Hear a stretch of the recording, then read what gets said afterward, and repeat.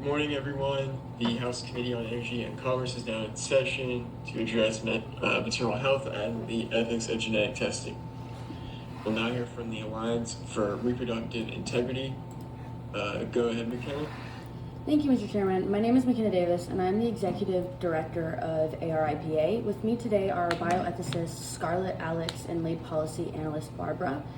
We are here today to advocate for the millions of families affected by the deceptive corporate genetic screening. Wonderful. Thank you, McKenna, for being with us for this committee meeting. Could you go ahead and present the summary of the litigation first, please?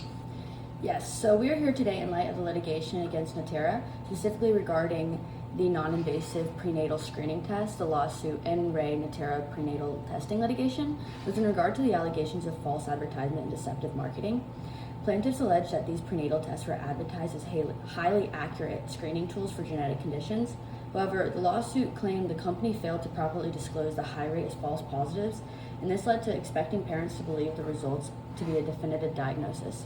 Subsequently, misleading results caused emotional turmoil as families also led to unnecessary medical testing, like amniocentesis, which many families paid out of pocket for. Natera denied all liability. However, they ultimately agreed to a $8.25 million class action settlement to resolve the claims. Natera also agreed to update their website with clearer disclosures. While the settlement payout offers financial restitution for the families, systemic issues persist. Companies are able to prioritize profit over patient care and disclosure. Thank you. Thank you, McKenna. We'll start by hearing from our first ethicist, Scarlett, regarding Natera's legal defense and the ethical implications on their stance. Scarlett, you have the floor. Thank you, Mr. Chairman. Good morning, everyone. My name is Scarlett, and I serve as a bioethicist with the Alliance for Reproductive Integrity. My role today is to present the opposing viewpoint and explain Natera's legal defense before we discuss the ethical concerns this case raises. Within this case, Natera denies all allegations of wrongdoing and maintains that its prenatal genetic screening tests are scientifically supported, clinically validated, and designed to provide valuable information to pregnant patients and their healthcare providers. The company states that these tests are intended to estimate the likelihood of certain genetic conditions, not provide a diagnosis. Natera also argues that it gave both healthcare providers and patients sufficient information about the purpose of the tests, including their accuracy and limitations. According to the company, patients were informed that any positive screening results should be confirmed through additional diagnostic testing before making medical decisions. In addition, Natera denies that its marketing was deceptive or misleading. The company maintains that it complied with applicable laws and industry standards when promoting its prenatal screening tests. Although Natera agreed to settle the lawsuit, it continues to deny any liability or wrongdoing and states that the settlement was made to avoid the time, expense, and uncertainty of continued litigation rather than an admission of fault. While these legal arguments are important to consider, our organization believes that this case raises ethical questions that extend beyond whether the law was technically followed. As my colleague will explain, we must also examine whether patients received information that was clear, understandable, and sufficient to make informed decisions during pregnancy.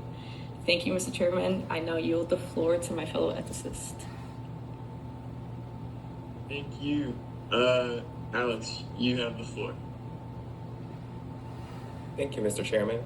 My name is Alex, and today I am serving as a bioethicist discussing the ethical principles on this case. While Natera maintains that its prenatal screening tests are scientifically supported and sufficient enough information was provided to patients, this case raises important ethical questions that extend beyond the legal arguments. The first ethical concern before this committee I bring forward is informed consent. Valid informed consent depends on more than a patient's signature. It requires that patients are competent enough to make a decision and receive the sufficient disclosure of the information that is being presented to them. It also entails that the patient can understand what is being declared about it enough to make a voluntary decision and ultimately provide consent. The allegations in this case raise concerns about two of those requirements in particular: sufficient disclosure and patient comprehension. The plaintiffs allege that Natera's marketing overstated the accuracy of its non-invasive prenatal screening test, while failing to adequately communicate important limitations, specifically regarding certain rare genetic conditions. If patients did not fully understand that these were screening tests and not diagnostic tests, or were not clearly informed of the possibility of false positive results, then their ability to make truly informed decisions about their prenatal care may have been compromised. Informed consent is founded on patient autonomy. Patients can only exercise this autonomy when they receive complete, accurate, and understandable information. Without sufficient disclosure and patient comprehension, the ethical validity of informed consent is called into question. The second ethical issue at hand that I would like to bring up is the principle of non-maleficence. This principle can be summarized as the duty to do no harm, requiring all healthcare professionals and organizations to avoid causing preventable harm and to carefully weigh the benefits of medical interventions against the potential risks. The allegation in this case raised concerns that patients may have experienced avoidable harm because of misunderstandings surrounding the limitation of Natera's prenatal screening test. Although these tests can provide valuable information during pregnancy, false positive results for certain rare genetic conditions may have caused significant emotional distress, unnecessary anxiety, financial burdens, and invasive follow diagnostic procedures that carry their own risks. From an ethical standpoint, non-maleficence requires more simply avoiding intentional harm. It also requires taking reasonable steps to minimize foreseeable harm. The limitations of these screening tests are not communicated clearly that may have resulted in patients making decisions based on incomplete or misunderstood information, leaving it open for preventable harm to occur even when the technology itself has clinical value. Thank you.